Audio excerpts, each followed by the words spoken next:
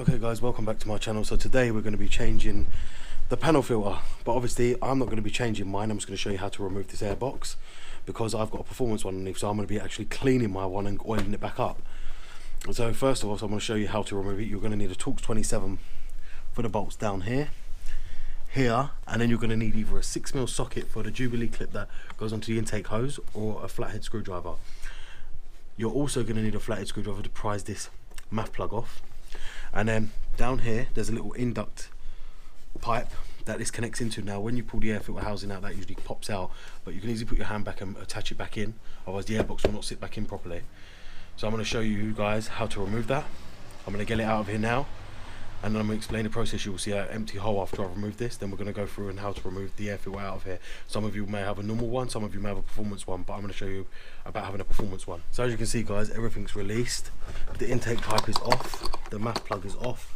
I just pulled the the intake pipe off with a flathead screwdriver, popped it off from the airbox, which is disconnected. The bolts here I removed with a Torx 27. Obviously I used a half inch ratchet to remove everything, my 1/4 inch ratchet, sorry, to remove all the bolts, just with a Torx 27 and a 6mm socket. They're all off. Now I'm just going to go ahead and pull the airbox out, and then I'll be back in a second to see guys. The airbox is out, and now I'm going to show you how to unclip it, which is very simple. You just lift these tabs up here, and as you hear it pop up, you just remove the tab. The next one here, up, remove the tab, and obviously the third and final one here, remove the tab as well. Once that's done, you can then just lift it up like so and pull it out. And as you see, I got a performance air filter in here, which is a K&N one. So I'm going to go ahead and clean that, and I'm going to show you what I clean it with, so you can all see if you ever wanted one. I believe these are better than a normal air filter, as you never have to change these. All you have to do is clean them, and they last the lifetime of the car, so you never have to worry about spending £10 per air filter on the car. So we're back guys, and I've cleaned all the air filter. As you can see, it's all clean. I used the air filter cleaner, as you can see there, K&N, to clean the air filter and pull it under water and just washed it off with the hose pipe. I also used the air filter oil. It comes as a kit together, which is right here, K&N recharger. It will clean your performance air filter nicely, and I believe it's the best thing for it. Do not try and use any other aftermarket stuff, as they don't do the job pretty well. Obviously K&N is built for K&N.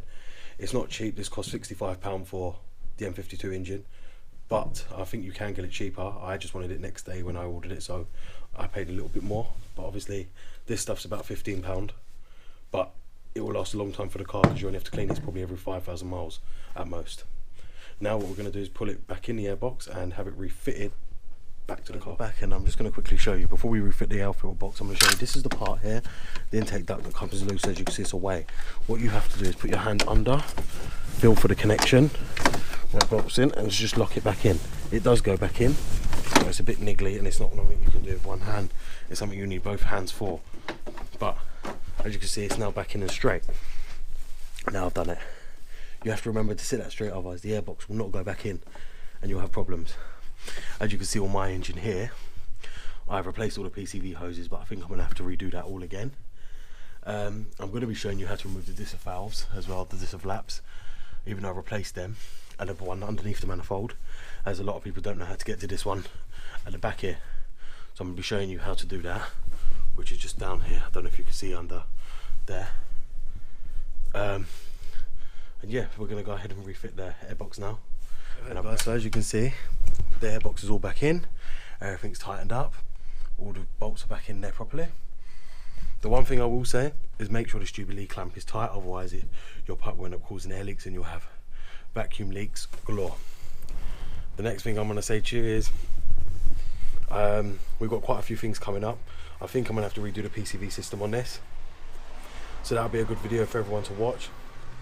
Apart from that guys, most of it's done here, and the next thing we need to do is the headlight here, because as you can see, it's condensated, and obviously with the eyebrows, these don't clear. It's a common problem on these, always on the driver's side as well in this country. I've got a new one coming, so we're going to be changing that. We've still got to do the fan belt, the tensioner and the idler pulley. Wanted to be teaching you how to remove the slam panel, how to take the fan out, and how to do that, and how to torque it to the right spec. there's quite a few things coming up. Obviously, like I say, when I got this car, I missed out my time on YouTube because I've already done the valve cover, gasket, I'd already done the coils, already done the spark plugs. I just done an oil change. That's why I did the air filter, because it was long overdue. I hadn't done it since I bought it. Done the PCV system, done all the disser flaps under the intake manifold on the top, done the intake manifold gaskets, done the oil filter housing gasket. I've done the Vanos solenoids, Valvetronic motor. I don't think there's much more I can do on the car. I've just got to clip that back in, like so. But obviously guys, there's going to be a lot coming up still. This car isn't perfect, nowhere near perfect. We've still got a lot to do. As I say, drive belt, tensioner, pulley. Please go check out my review on that. I got it from a company called Parts in Motion. They're very, very good and very cheap. £35 for the tensioner, inner. Euro Car Parts GSF sell the same make, and for more expensive it's the same exact part. I don't know why they do that, who knows, but even the drive belt's cheaper from eBay, £11. Euro Car Parts wanted £18.